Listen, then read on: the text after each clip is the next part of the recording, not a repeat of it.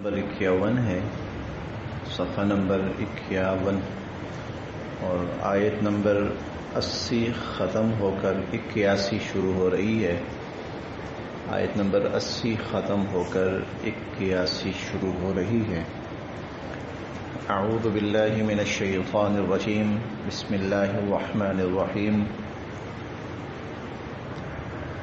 فرح المخلفون بمقعدهم خلاف رسول الله وكرهوا أن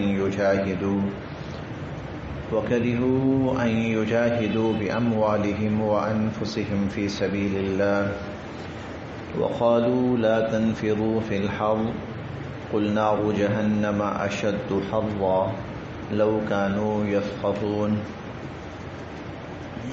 فرح خوش ہوئے،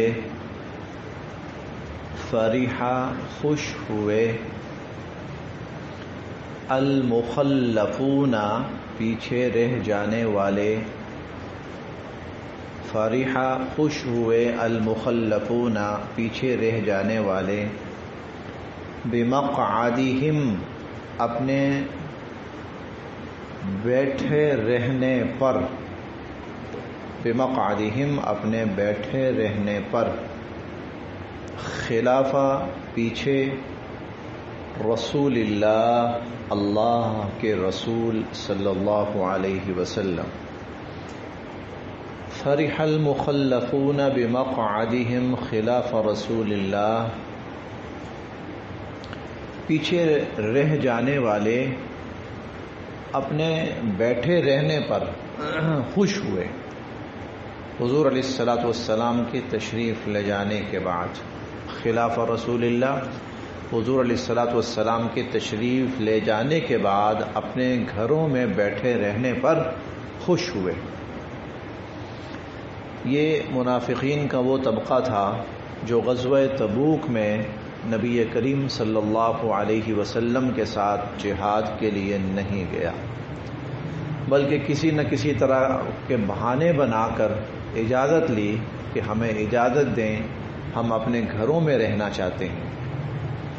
تو اللہ تعالیٰ ان کے بارے میں فرما رہے ہیں کہ حضور علیہ الصلوۃ والسلام کے تشریف لے جانے کے بعد یہ اپنے گھروں میں بیٹھے رہنے پر خوش ہوئے۔ ایک چھوٹا سا منظر ملتا جلتا نہیں برعکس، وہ بھی ساتھ بتا دو۔ حضور علیہ الصلوۃ والسلام نے حضرت علی رضی اللہ تعالی عنہ سے فرمایا کہ علی، ہم تو جا رہے ہیں غزوہ تبوک پہ، تو تمہیں مدینہ میں چھوڑ کے جا رہا ہوں، اور اس لیے چھوڑ کے جا رہا ہوں کہ میری عدم موجودگی میں بلکہ ہم سب کے جانے کے بعد مدینہ کا نظم و نسق اور حفاظت اور انتظامات یہ سارے آپ نے دیکھنے۔ تو حضرت علی رضی اللہ تعالیٰ عنہ ظاہر مجاہد تھے، بہادر تھے، تو انہیں تھوڑا سا یہ بات نامناسب محسوس ہوئی کہ یہ تو وقت ہے میدان میں جانے کا، نکلنے کا، لڑنے کا، دشمن کا مقابلہ کرنے کا، اور مجھے پیچھے رکھا جا رہا ہے کہ عورتیں ہیں، بچے ہیں، میں ان عورتوں اور بچوں کے ساتھ بیٹھوں۔ تو ان کو یہ بات اچھی نہیں لگ رہی تھی۔ تو حضور علیہ الصلوۃ والسلام کے پاس آئے اور یہ بات عرض کی کہ اللہ کے نبی، اب خود تو جہاد کے لیے تشریف لے جا رہے ہیں، دشمن کے خلاف لڑنا، مقابلہ کرنا، اور مجھے ان بچوں اور عورتوں کے پاس پیچھے چھوڑ کے جا رہے ہیں۔ تو حضور علیہ الصلوۃ والسلام نے پھر وہ جملہ ارشاد فرمایا، کیا تم اس بات پہ خوش نہیں ہو کہ تمہاری اور میری مثال ایسی ہے کہ جو جیسی حضرت موسیٰ علیہ السلام اور ہارون علیہ السلام کی تھی، کہ موسیٰ علیہ السلام جب کوہ طور پہ تشریف لے جا رہے تھے تو حضرت ہارون علیہ السلام کو پیچھے اپنا نائب اور قائم مقام بنا کر گئے تھے کہ میری عدم موجودگی میں آپ نے ان لوگوں کو دیکھنا ہے، نظم و نسق سنبھالنا ہے، حفاظت کا خیال کرنا ہے۔ تو میری اور آپ کی مثال، ساتھ یہ بھی فرمایا سوائے اس کے کہ میرے بعد کوئی نبی نہیں، چلو وہ تو دونوں نبی تھے۔ تو ایک طرف یہ ہے مخلص کہ اب وقت ہے اللہ کی راہ میں نکلنے کا، جہاد کرنے کا، دشمن کا مقابلہ کرنے کا، سفر طے کرنے کا، یہاں گھروں میں بیٹھنا عورتوں کے ساتھ یہ کون سا وقت ہے؟ دوسری طرف یہ لوگ ہیں، یہ بڑے خوش اس بات پر، شکر ہے جان چھوٹ گئی، ہمیں نہیں جانا پڑا، یہ ہم گھروں میں بیٹھیں گے، سکون کریں گے، کھائیں گے، پیئیں گے، یہ اس بات پر خوش ہیں۔ فرح المخلفون بمقعدهم خلاف رسول اللہ، پیچھے رہ جانے والے وہ اپنے گھروں میں بیٹھے رہنے پر خوش ہیں حضور علیہ الصلوۃ والسلام کے تشریف لے جانے کے بعد۔ وَكَرِهُوا، اور انہوں نے ناپسند کیا، وَكَرِهُوا، اور انہوں نے ناپسند کیا، أَن يُجَاهِدُوا، جہاد کرنا، بِأَمْوَالِهِمْ، اپنے مالوں کے ساتھ، وَأَنفُسِهِمْ، اور اپنی جانوں کے ساتھ، فی سبیل اللہ، اللہ کی راہ میں، اور انہوں نے اللہ کی راہ میں اپنے جان و مال کے ساتھ جہاد کرنا ناپسند کیا۔ وقالو، اور بلکہ وہ کہنے لگے، وقالو، اور وہ اوروں کو بھی کہنے لگے کہ لا تنفروا، نہ نکلو، فی الحر، اتنی گرمی میں، اس گرمی میں نہ نکلو، اس گرمی میں کہاں تم لوگ لڑنے جا رہے ہو۔ قل، آپ فرمائیے کہ نار جہنم، جہنم کی آگ، اشد حرا، کہیں زیادہ گرم ہے، جہنم کی آگ اس سے کہیں زیادہ، یعنی جو اس وقت اللہ کے حکم اور اللہ کے نبی کے حکم پر نہیں نکلے گا، اپنی جان کو، اپنے مال کو عزیز سمجھے گا، تو پھر وہ اپنا ٹھکانہ جہنم سمجھ لے، اور جہنم کی آگ تو اس سے پھر کہیں زیادہ گرم ہے اور شدید ہے۔ اس سے کتنا اچھا ہے کہ آدمی دنیا ہی کی تھوڑی سی مشقت برداشت کر لے۔ لو کانوا یفقہون، کاش کہ یہ لوگ اس بات کو سمجھتے۔ فلیضحکوا، اب یہ ہنس پائیں گے، قلیلا، بہت کم، فلیضحکوا قلیلا، یہ بہت کم ہنس پائیں گے، ولیبکوا کثیرا، اور انہیں بہت زیادہ رونا پڑے گا۔ فلیضحکوا قلیلا، یہ بہت کم ہنس پائیں گے، ولیبکوا کثیرا، اور ان کو بہت زیادہ رونا پڑے گا، جزاء، بدلہ ہوگا، بما، اس کا، کانوا یکسبون، جو یہ دنیا میں اعمال کرتے تھے، یہ ان کے اپنی کمائی، اپنے کیے کا بدلہ ہوگا۔ فَإِن، پھر اگر، پس اگر، رجعک، آپ کو واپس لوٹائیں، اللہ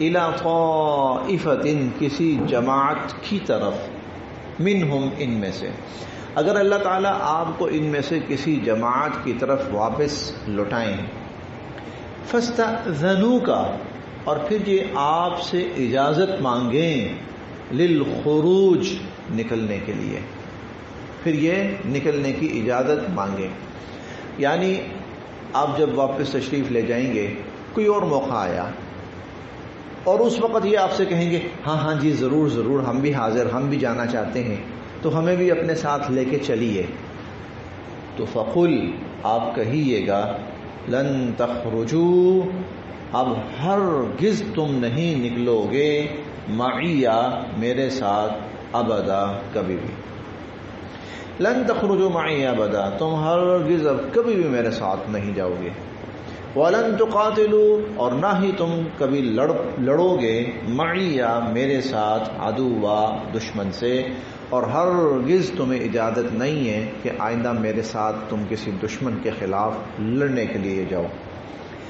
انکم، بے شک تم نے، رضیتم، پسند کیا، بالقعود، پیچھے رہ جانا یا گھروں میں بیٹھے رہ جانا، اول مرہ، پہلی مرتبہ، تم نے پہلی مرتبہ گھروں میں بیٹھے رہ جانا پسند کیا، فقعدوا، تو جاؤ، بیٹھ جاؤ، مع الخالفین، پیچھے رہ جانے والوں کے ساتھ، جاؤ ان پیچھے رہ جانے والوں کے ساتھ بیٹھ جاؤ۔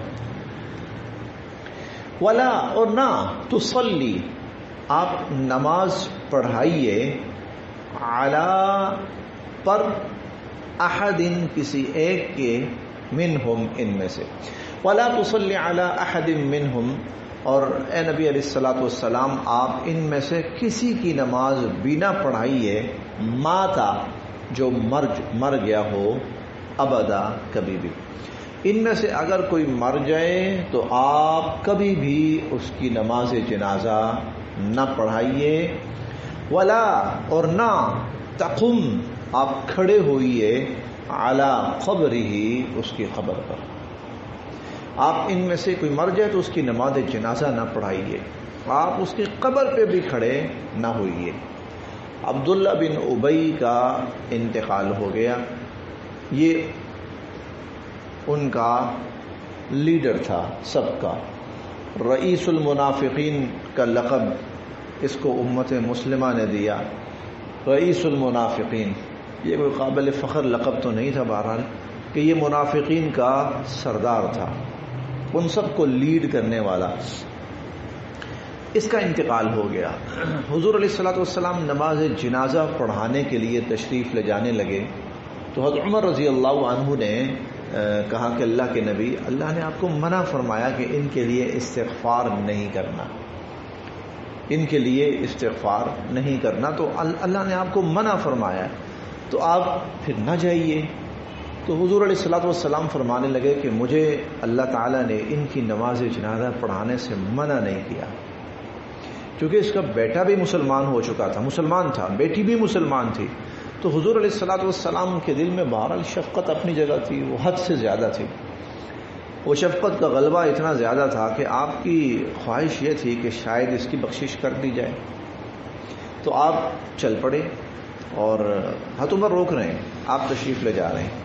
تو قبر کے قریب پہنچے جہاں قبر کھودی جا رہی تھی تو اللہ رب العزت کی طرف سے یہ وحی آئی، وَلَا تُصَلِّ عَلَىٰ أَحَدٍ مِّنْهُمْ مَاتَ أَبَدًا.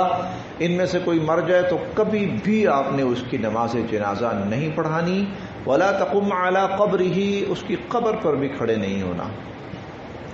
انہم بے شک یہ وہ لوگ ہیں، کفروا جنہوں نے کفر کیا، باللہ اللہ کے ساتھ، ورسولہ اور اس کے رسول صلی اللہ علیہ وسلم کے ساتھ. ان لوگوں نے اللہ اور اس کے رسول صلی اللہ علیہ وسلم کے ساتھ کفر کیا. وماتوا اور یہ مرے، وہم فاسقون اس حال میں کہ یہ نافرمان تھے. ولا تعجبک آپ کو حیرانی نہیں ہونی چاہیے، اموالہم ان کے مالوں سے، واولادہم اور ان کی اولادوں سے. ان کے مال اور ان کی اولادیں آپ کو تعجب میں نہ ڈالیں. انما بے شک یرید اللہ چاہتے ہیں، ان یعذبہم کہ اللہ ان کو سزا دیں، بہا اس مال اور اولاد کے ذریعے، فی الدنیا دنیا میں. اللہ یہ چاہتے ہیں کہ اس مال اور اولاد کے ذریعے دنیا میں اللہ ان کو سزا دیں.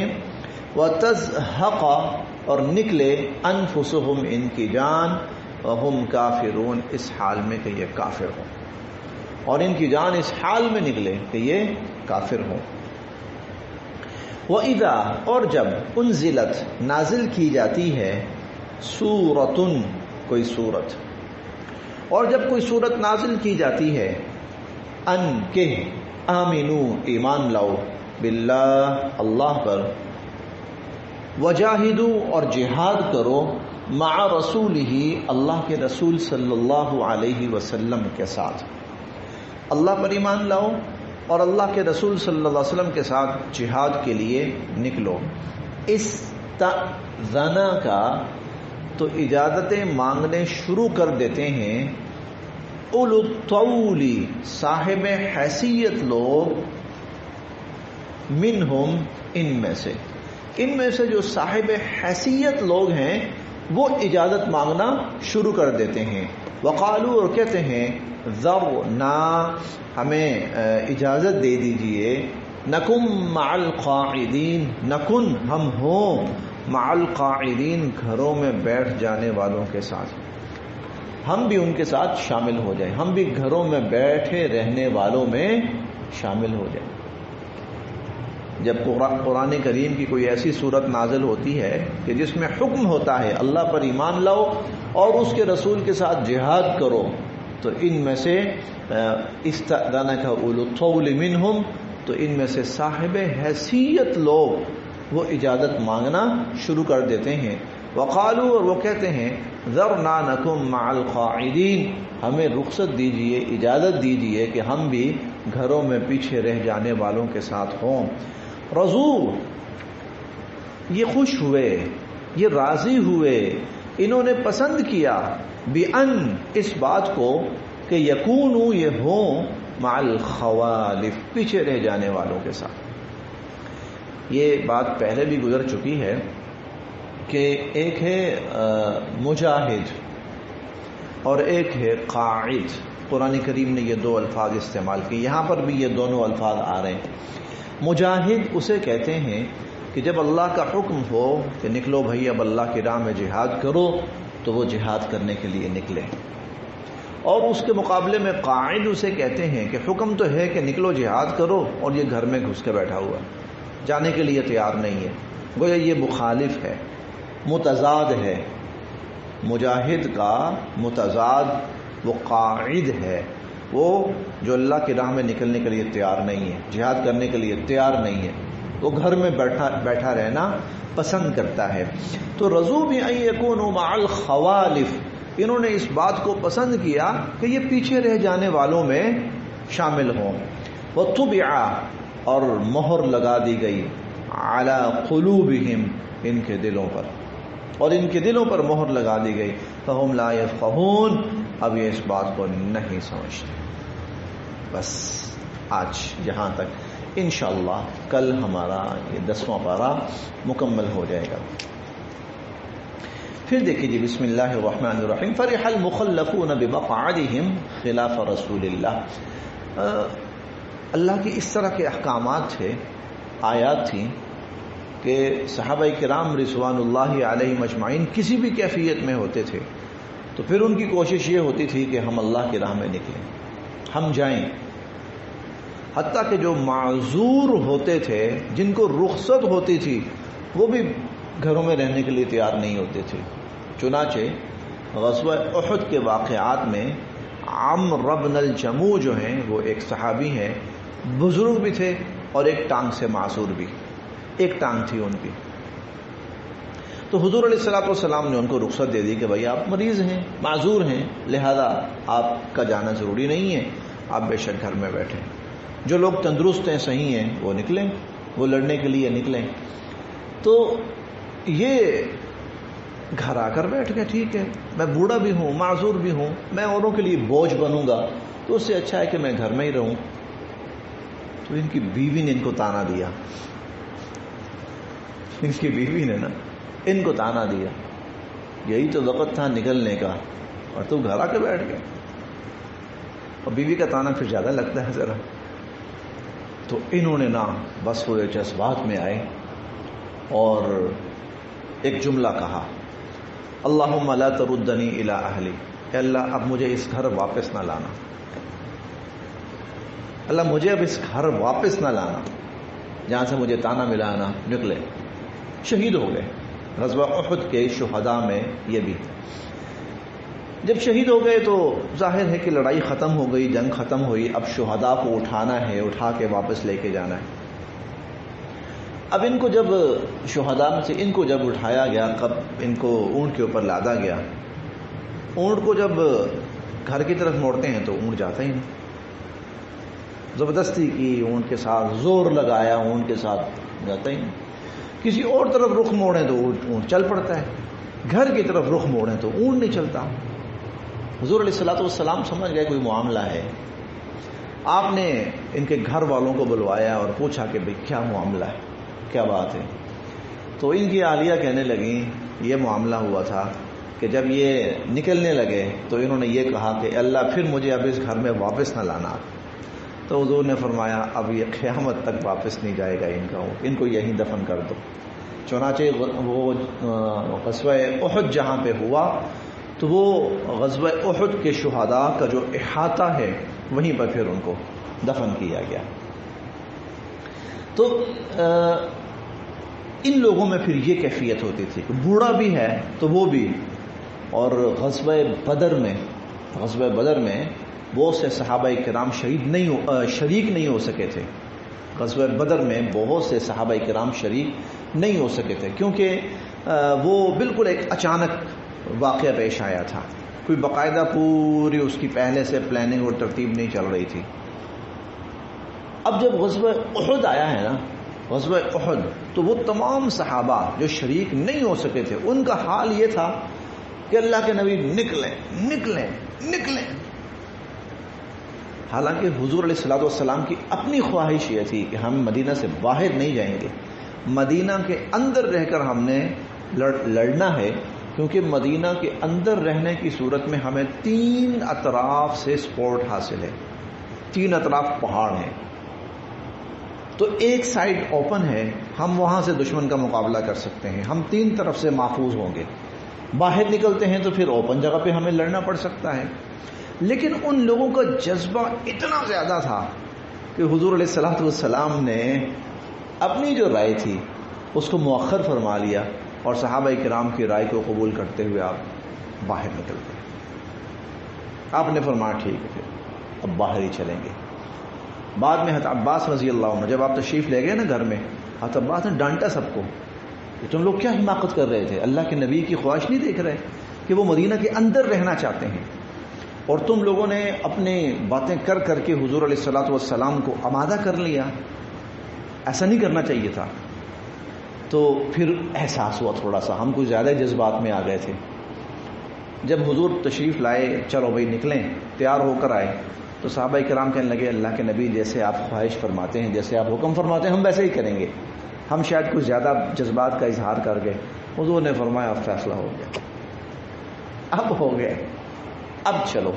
فَإِذَا عَزَمْتَ فَتَوَكَّلْ عَلَى اللَّهِ. اسی لیے غزوہ احد کے واقعات میں ہم نے پڑھا تھا کہ اللہ وہاں فرماتے ہیں وَشَاوِرْهُمْ فِي الْأَمْرِ.